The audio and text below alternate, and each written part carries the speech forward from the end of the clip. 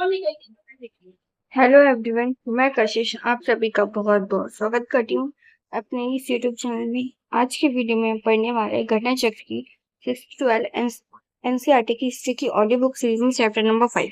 ये chapter number 5 का second part है। चलिए बिना देरी के अपने आज की इस वीडियो को स्टार्ट करते हैं। सबसे पहले हमारी टॉपिक है इमारतों भवनों के प्रकार, यानी कि हड़प्पा सभ्यता के जो अंदर जो हमें इमारतें मिली और जो भवन मिले वो किस प्रकार के थे, हम इस टॉपिक के अंदर पढ़ेंगे। खुदाइयों से पता चलता है कि अनेक प्रकार के मकान और सार्वजनिक भवन सभी छोटी बड़ी बस्तियों में बनाए जाते थे। यानी कि जब वहां की खुदाई हुई तो वहां से हमें बहुत सारे मकान मिले, सार्वजनिक भवन मिले और ये पता चला कि वहां पर बहुत सारी छोटी बड़ी बस्तियां थी। हड़प्पा कालीन इमारतों को मोटे तौर पर कुछ अंतर के साथ तीन श्रेणियों में बांटा जाता है। यानी कि हड़प्पा से जो हमें इमारतें मिली है, जो घर भवन मिले हैं, उनको हम तीन भागों में बांटते हैं। कौन कौन से? सबसे पहला निजी मकान और घर, यानी कि एक परिवार जहाँ पर रहता हो। निजी मकान और घर तो आप लोग को समझ ही गए होंगे। दूसरा है बड़े मकान या घर जिनके चारों ओर छोटे छोटे घर बने होते थे। यानी कि एक तो निजी मकान हमें मिले हड़प्पा से, दूसरे में बड़े बड़े घर मिले और इनके चारों ओर छोटे छोटे घर बने होते थे। तीसरा हमें मिला बड़ी सार्वजनिक संरचना जैसे कि स्नानागार, अन्नागार, ये सभी भी हमें हड़प्पा सभ्यता के शहरों से ही मिली। अब अब हम बात करते हैं यहाँ के घरों की। तो बहुत सारे घर ऐसे मिले यहाँ पे जिनमें दरवाजे और खिड़कियां नहीं थी और मुख्य सड़क की बजाय, यानी कि इन घरों में दरवाजे नहीं थे, खिड़कियां नहीं थी, केवल एक मेन गेट होता था। कमरों के अंदर कोई गेट नहीं होता था, केवल एक मेन गेट होता था। और जो मेन गेट होता था ये मुख्य सड़क पर नहीं खुलता था, ये गली में खुलता था और कमरों में अंगीठी होती थी। यानी कि बहुत बड़े बड़े घर होते थे और सभी कमरों में एक अंगीठी होती थी। हर एक घर में एक स्नानागार होता था। आज भी तो घरों के अंदर सबके अंदर वॉशरूम होता है, तो पहले के टाइम में भी ये था हड़प्पा सभ्यता में। कुछ में पहले मंजिल पर भी स्नानागार की, यानी कि कई घर ऐसे हैं जिनमें पहली मंजिल पर स्नानागार था, कई जगहों पर दूसरी मंजिल पर था। काठ की चौखट वाले दरवाजे का प्रयोग होता था, यानी कि जो मेन गेट होता था, जैसे कि हमने ऊपर पढ़ा कि बाकी कमरों में दरवाजे नहीं, जो मेन गेट होता था ये काठ की चौखट वाला होता था और इसका रंग रोगन भी किया जाता था।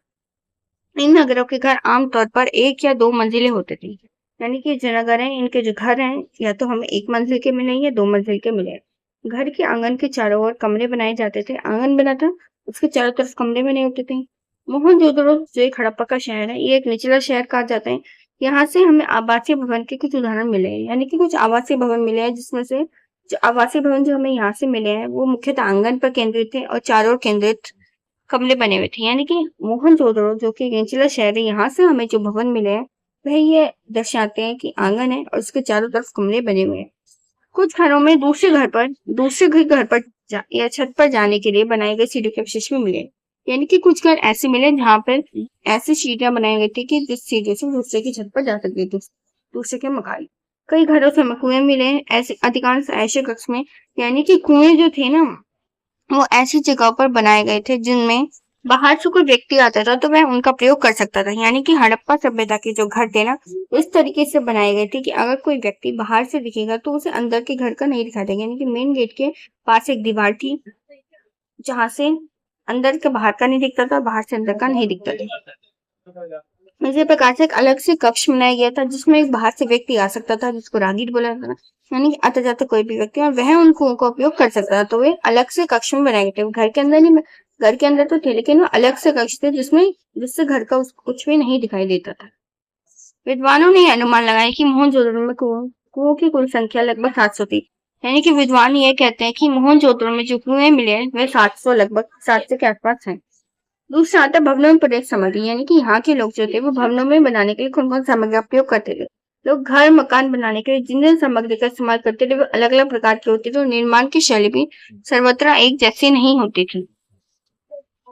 यानी कि अलग अलग प्रकार की सामग्री से लोग घर बनाते थे और सबको बनाने का तरीका अलग अलग था। जल और मिट्टी से बने मैदानों में अधिकांश बस्तियां पाई गई है। यानी कि हड़प्पा सभ्यता की बहुत सारी बस्तियां हमें जल और मिट्टी से बने हुए जो मैदान है वह हमें मिली है। जल और मिट्टी का चैप्टर जब हमने 4th चैप्टर पढ़ाया था तो मैंने आपको बताया था कि जल और मिट्टी क्या होती है। क्वेश्चन ऑफ द डे यही है कि आप लोग को ये बताना है कि जल और मिट्टी क्या होती है। मैं भी तो देखना चाहती हूँ कि आप लोग को कितना रिमेम्बर रहता है या फिर नहीं। मकान आमतौर पर कच्ची ईंटों और भट्टे में पकाई गई ईंटें, लकड़ी और फिकल्टियों से बने होते थे। यानी कि यहाँ के जो मकान होते हैं हड़प्पा सभ्यता की कच्ची ईंटें के बने होते थे, ये भट्टे में पकाई जाती थी ईंटें और लकड़ी और फिकल्टियों का उपयोग किया जाता था मकानों को बनाने के लिए। किंतु चट्टानों वाली तलहटियों में और कच्छ के द्वीपों सौराष्ट्र में जहां पर पत्थर आसानी से उपलब्ध होता था, यानी कि चट्टानों की जो तलहटी थी और जो कच्छ के द्वीप थे, यहाँ पे ये सभी पत्थर आसानी से मिलते थे जिनसे ये लोग घर बनाते थे। ईंटों की जगह पर तराशे और पत्थर मकान बनाने के काम में ले आते थे।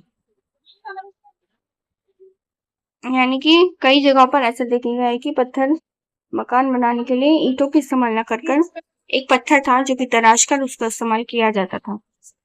ईंटों का जो आकार होता था कितना होता था, घरों के निर्माण के लिए जो ईंटें इस्तेमाल होती थी वह इतने सेंटीमीटर की होती थी, और जो परकोटे की दीवार के लिए दीवारों के निर्माण में जो ईंटें इस्तेमाल होती थी वह 10, 20 और 40 सेंटीमीटर की होती थी।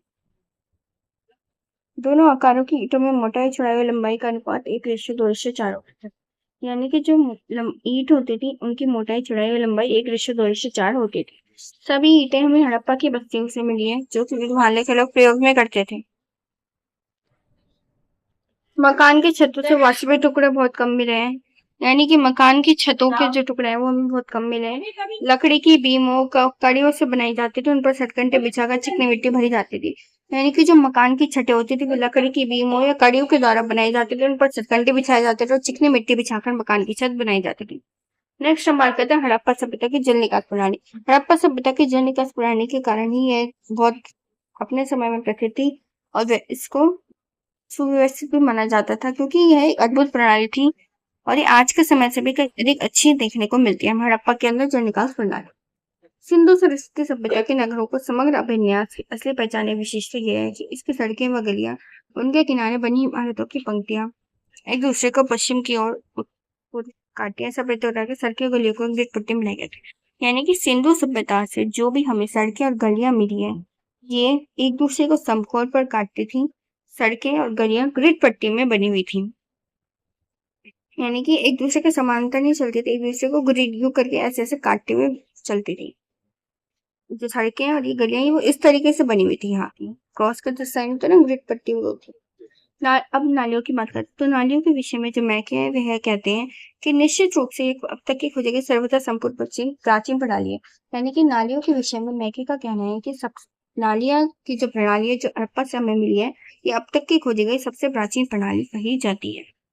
सभी सैंधव नगरों में जल निकास प्रणाली की उत्तम व्यवस्था थी। सैंधव नगर हड़प्पा सभ्यता को सैंधव प्रदेश भी कहा जाता है, सैंधव नगर भी कहा जाता है। तो यहाँ से हमें जो जल निकास प्रणाली मिली है वो बहुत उत्तम किस्म की है। घरों में क्या होता था कि घरों का जो गंदा पानी होता है ना, उनके निकास के लिए नालियां बनी होती थी, जिसे सड़कों के किनारे नालियों से जोड़ा जाता था। यानी कि घर के जो किनारे पर सड़क होती थी वहां पर नालियां बनाते थे, जिससे घर का जो गंदा पानी था उस नालियों में चला आता था। इसके पश्चात नालियों को पहले तो घरों को जुड़ाता था, पहले सड़क के किनारे नाली बनाते थे, फिर वो घर के कनेक्शन से होते थे कि घर का गंदा पानी वहां पर जाए, फिर उस नालियों का पानी जो था वो मुख्य एक मेन बड़ा सा नाला होता था वहां पर वो जाता था। मुख्य नाले गाने में जमाए ईंटों से बने होते थे, और जो बड़ा नाला होता था जहाँ पर सारे घरों का गंदा पानी जाता था वो कैसे बना होता था, ईंटों से बना होता था, और वो ईंटें गाने में जमा कर बनाई जाती थी। इन्हें ऐसी ईंटों से ढका गया था जिन्हें सफाई के लिए, यानी कि इनको इस नाले को ढका गया था, परंतु ऐसी ईंटों से ढका गया था कि जब इस पर सफाई करें तो इसको हटाया जा सके। तो हम देख सकते हैं कि आज के टाइम से कितनी अच्छी कि घरों का गंदा पानी जो है वो नाली में जा रहा है, फिर एक मेन। और आज के टाइम में हम देखें तो नाली की जो व्यवस्था है वो इतनी अच्छी नहीं है, इसलिए हड़प्पा की जो नाली की व्यवस्था है ये अनूठी और उत्तम मानी जाती है। कुछ स्थानों पर ढकने के लिए, यानी कि जो मुख्य नाला था उसको ढकने के लिए चूना पत्थर की पट्टिकों का प्रयोग होता था। लोथल से में प्रयोग हुआ था। चूना पत्थर की जो पट्टिकाएं हैं इनका प्रयोग हुआ था। लोथल में हमें आवास निर्माण कच्ची ईंटों का प्रयोग देखने को मिलता है, और नालियों के निर्माण के लिए लोथल से हमें पक्की ईंटों के साक्ष्य मिलते हैं।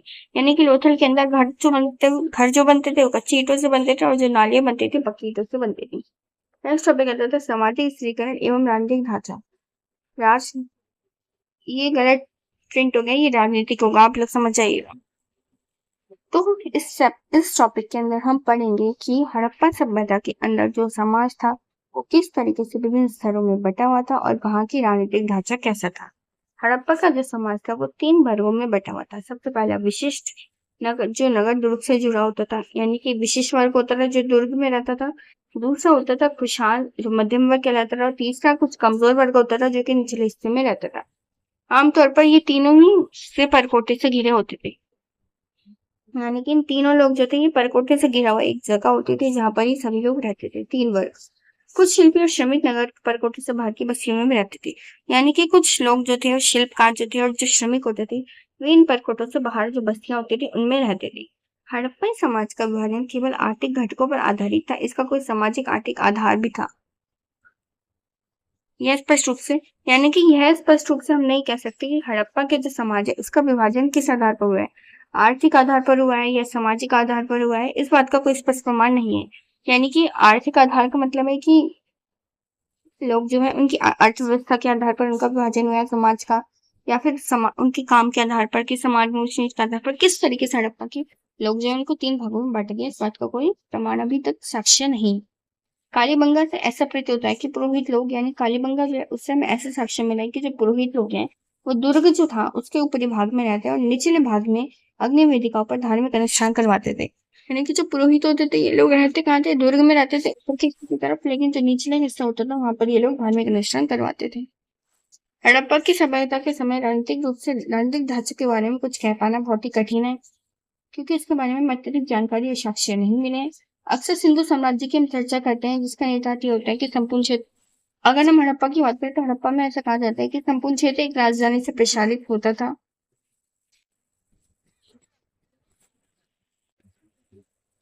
संपूर्ण क्षेत्र एक राजधानी से प्रशासित होता था। कुछ प्रादेशिक प्रशासनिक केंद्र थे, यानी कि ये कहा जाता है कि यहाँ पर पूरा क्षेत्र होता था उसकी एक राजधानी होती थी, या फिर कुछ प्रादेशिक प्रशासनिक केंद्र होते थे, और या फिर कुछ अनेक प्रांतों की अलग अलग राजधानियां होती थी।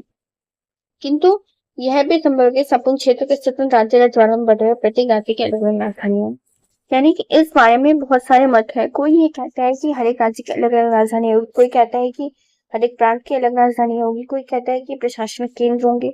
इसके बारे में कोई एक मत नहीं है। अब ऐसा भी कहा जाता है कि रजवाड़े जो है वो उसमें ही समाज बटा हुआ था। हड़प्पा का जो नगर था वो रजवाड़ा में बटा हुआ था, प्रत्येक रजवाड़े की अलग अलग राजधानी थी। जैसे सिंध में मोहनजोदड़ो, पंजाब में हड़प्पा, और राजस्थान में कालीबंगा और गुजरात में लोथल। ये सभी क्या है, ये बताया गया कि ये रजवाड़े हैं और इनकी राजधानियां थी। सिंध की राजधानी मोहनजोदड़ो, पंजाब में हड़प्पा से मिला है। लेकिन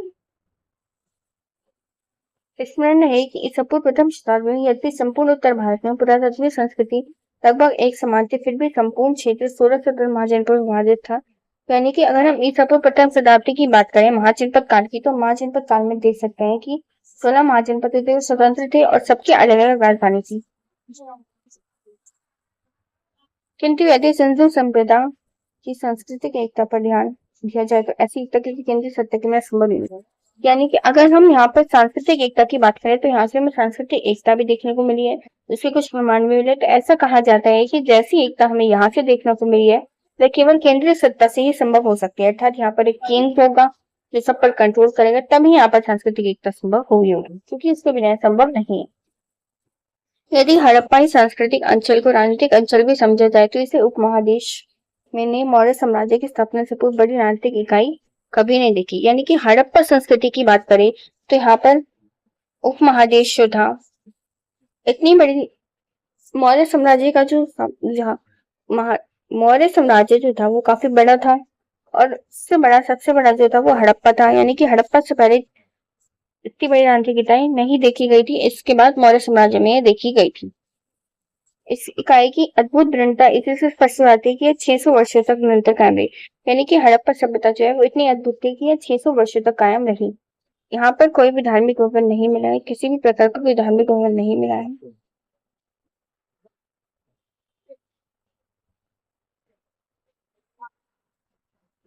यानी कि हड़प्पा की सभ्यता जो है वहां से हमें कोई भी धार्मिक भवन नहीं मिला है, मतलब कोई मंदिर या कोई पूजा पाठ की जगह जो होती है वो हमें यहाँ से नहीं मिली है। केवल हमें स्नानागार मिला है जिसका ही हम ये कह सकते हैं धार्मिक स्नान होता था, पर वहां पर पूजा पाठ इस बात का तो हमें कोई साक्ष्य नहीं मिला है ना, धार्मिक अनुष्ठान की तो कोई जगह यहाँ से नहीं मिली है हमें। मिस्र और मेसोपोटामिया जो ये हड़प्पा की समकालीन सभ्यता थी, इनके नितांत किसी बड़ा स्थल पर मंदिर नहीं पाए गए। यानी कि मिस्र और मेसोपोटामिया जो है यहाँ पर हमें कुछ मंदिर मिले हैं, परंतु अगर हड़प्पा स्थलों की बात करें तो यहाँ से हमें मंदिर के कोई प्रमाण नहीं मिले। इसका अपवाद अपवाद स्वरूप अगर हम बात करें तो एक स्नानागार है, एक बहुत बड़ा स्नानागार मिला है। कुछ लोग ये मानते हैं कि इस स्नानागार का प्रयोग जो है वो धार्मिक रूप में किया जाता होगा। फिर हमें स्नानागार ही तो मिला है। स्नानागार का प्रयोग तो नहाने के लिए होता था। अब वो धार्मिक चीजों के लिए हो, ऐसा तो संभव नहीं है। ये सब इतिहासकार का अनुमान ही है। तो अपवाद यह भी है कि स्नानागार जो है वो धार्मिक अनुष्ठान के लिए होता होगा। धार्मिक विश्वास और आचारों में एकरूपता नहीं हमें यहाँ से देखने को मिली है। इसलिए ये सोचना गलत होगा कि हड़प्पा में यानी कि हड़प्पा के अंदर हमें कोई भी धार्मिक विश्वास या धार्मिक आचार जैसा कुछ नहीं मिला है। इसलिए हम यह सोच नहीं सकते कि हड़प्पा में पुरोहितों का शासन होगा जैसा कि मेसोपोटामिया के नगरों में था। यानी कि मेसोपोटामिया की बात करें तो वहां के नगरों में हमें पुरोहितों का शासन देखने को मिलता है। पुरोहित उन लोगों को कहा जाता है जो व्यक्ति पूजा पाठ करते हैं।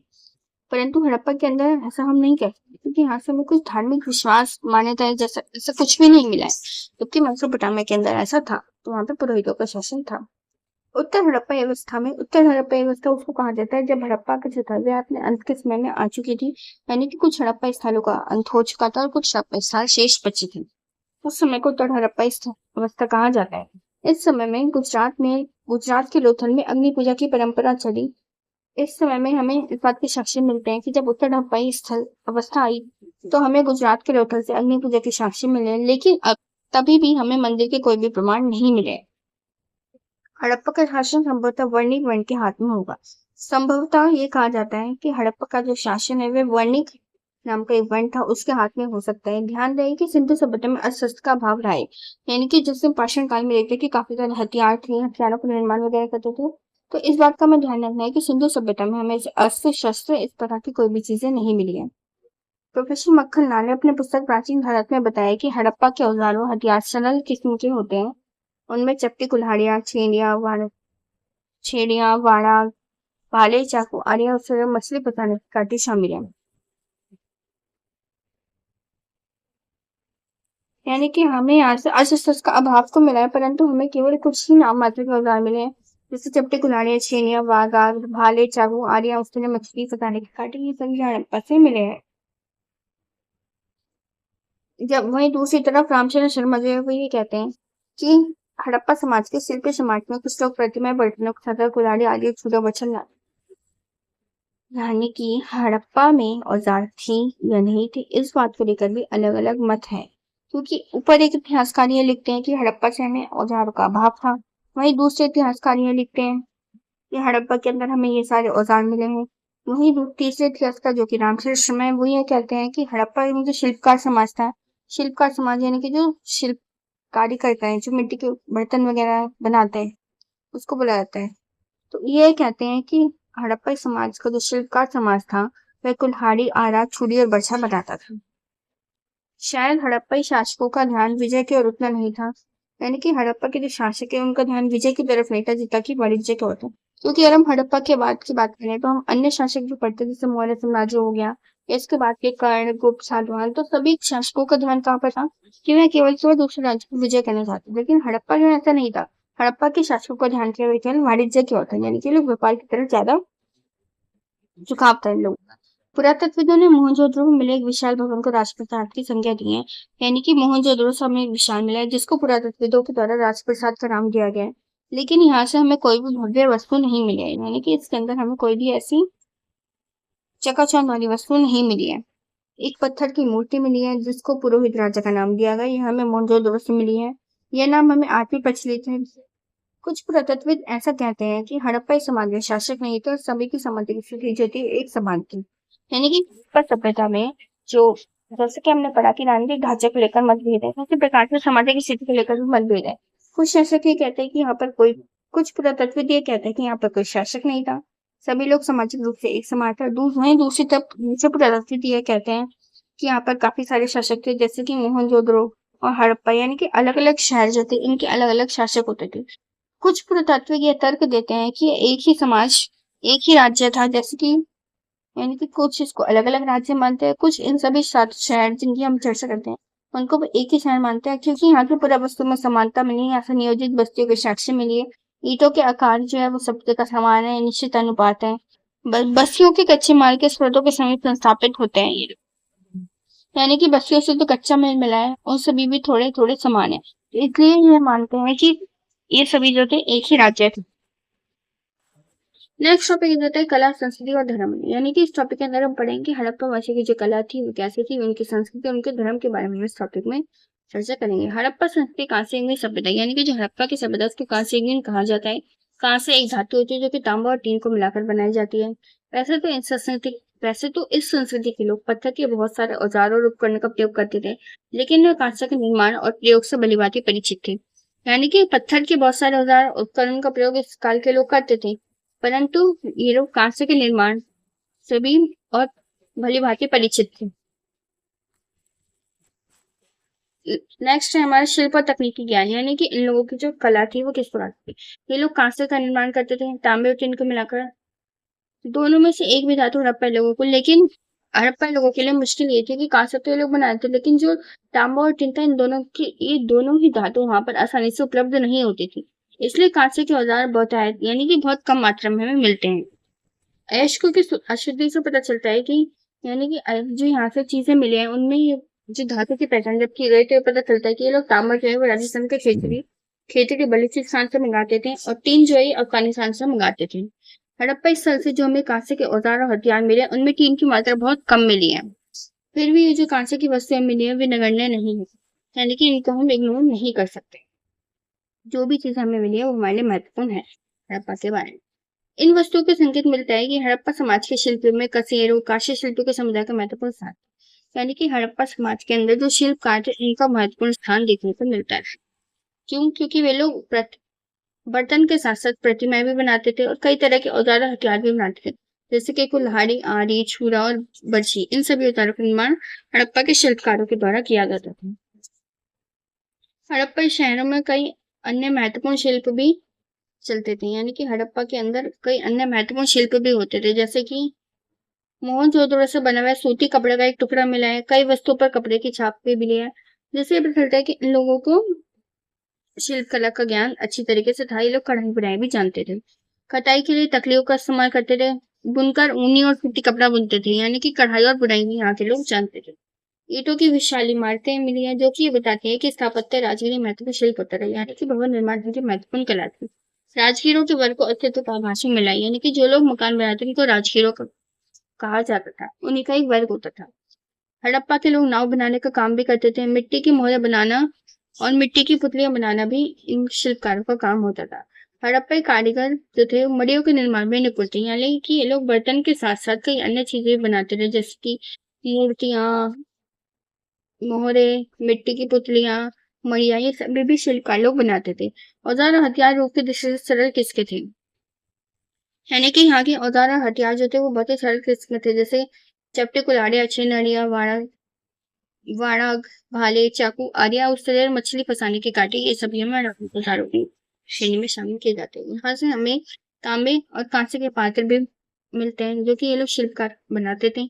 हड़प्पा सभ्यता के लोग चकमक के फलक वाले चाकू छुरियों का इस्तेमाल करना नहीं छोड़ा, यानी कि जो हड़प्पा सभ्यता थी यहाँ के लोगों ने चकमक के फलक वाले चाकू छुरियों का इस्तेमाल करना नहीं छोड़ा था, यानी कि ये लोग चाकू जो और छुरियां जो इस्तेमाल करते थे वे चकमक के फलक वाली होती थी।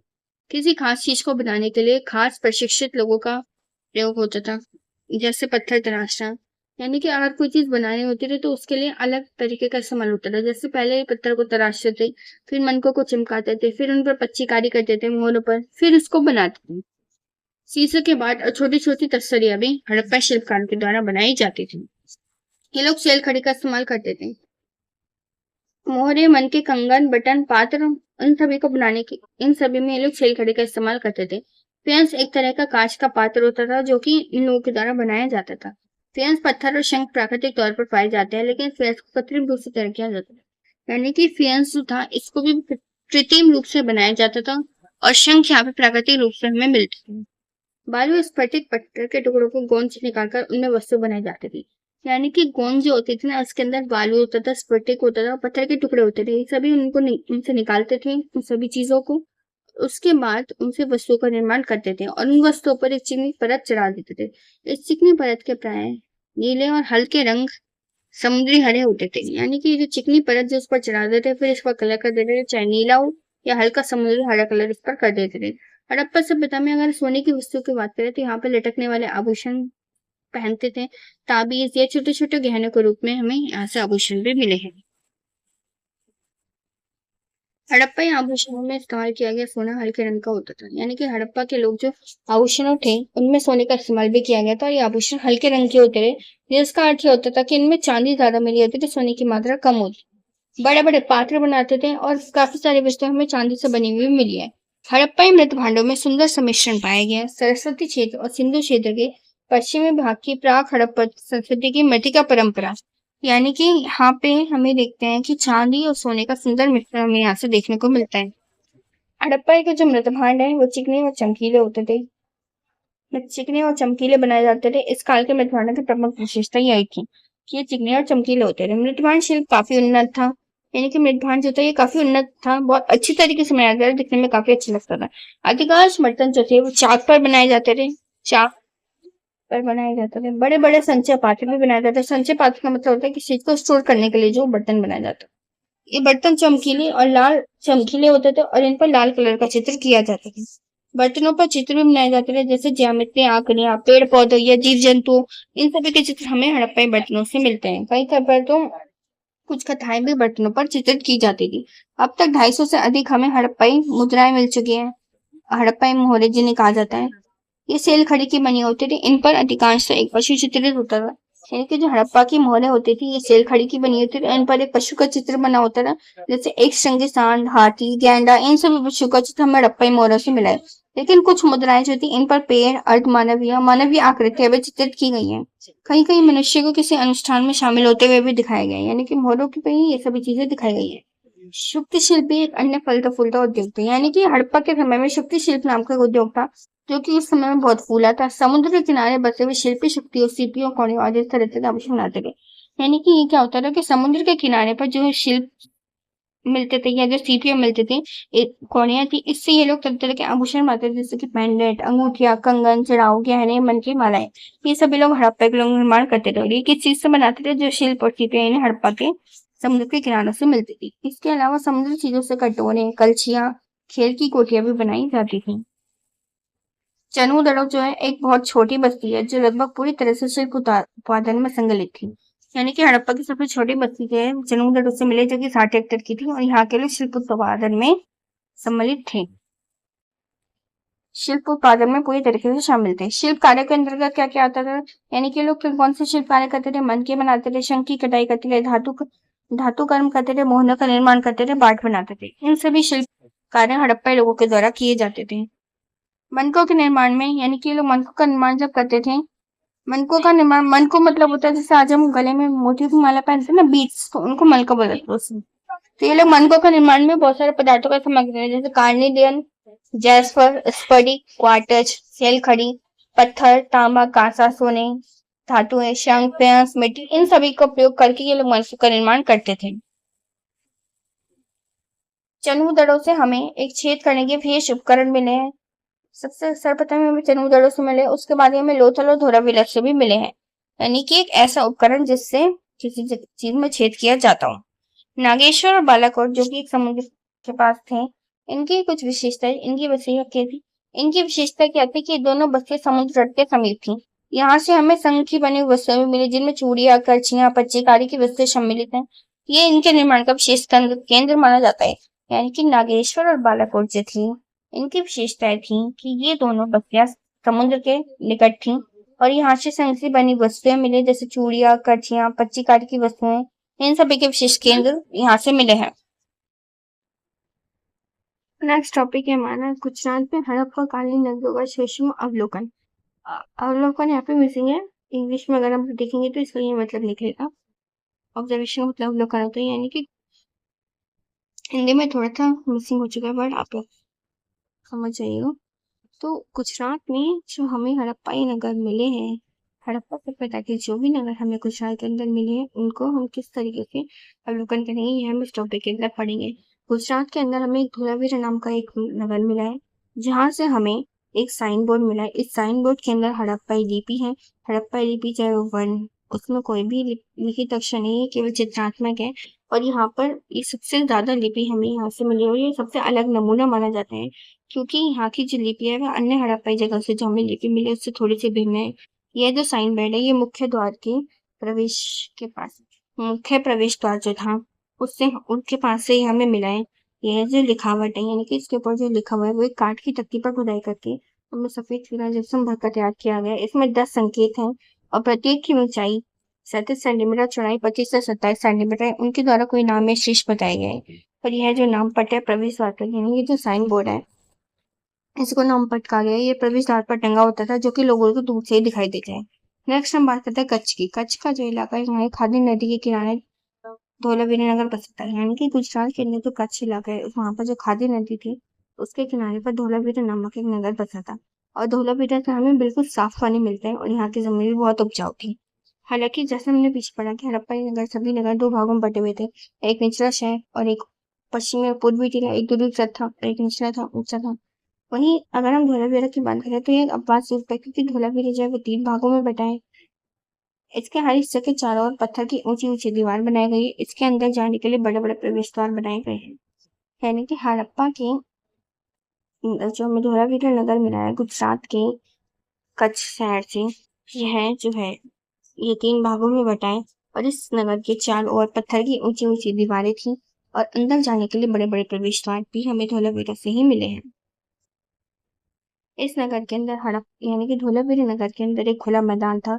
यहाँ पर सार्वजनिक कार्यक्रम आयोजित किए जाते थे। यह एक अनोखा विशेष है क्योंकि आमतौर पर हड़प्पा के लिए यहाँ पर क्योंकि यह एक अनोखा माना जाता है क्योंकि आमतौर पर ये जो साइन बोर्ड है वो अनोखा माना जाता है क्योंकि आमतौर पर यहाँ पे जो हड़प्पा की जो मोहरें मिली हैं उन पर ही हमें हड़प्पा लिपि मिली है। केवल धोलावीरा से ही हमें हड़प्पा लिपि साइन बोर्ड पर मिली है।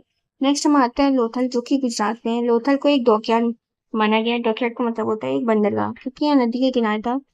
लोथल से हमें एक अत्यंत महत्वपूर्ण संरचना मिली है, विशाल संरचना मिली है। और इस संरचना जो है इसकी लंबाई 223 मीटर, चौड़ाई 35 मीटर, गहराई 8 मीटर है। इसमें पानी भरने के लिए पूर्वी दिरावन में फरनी नहर 12.3 मीटर थी। यानी कि लोथल से हमें विशाल संरचना मिली है जो कि इसकी लंबाई और चौड़ाई बताएगी और ये बताएगा कि इसमें पानी भरने का काम होता था। इसमें पानी भरने के लिए पूर्वी दीवार पर एक नहर यानी कि नहर से जुड़ी होती थी जिसके माध्यम से इसमें पानी भरा जाता था।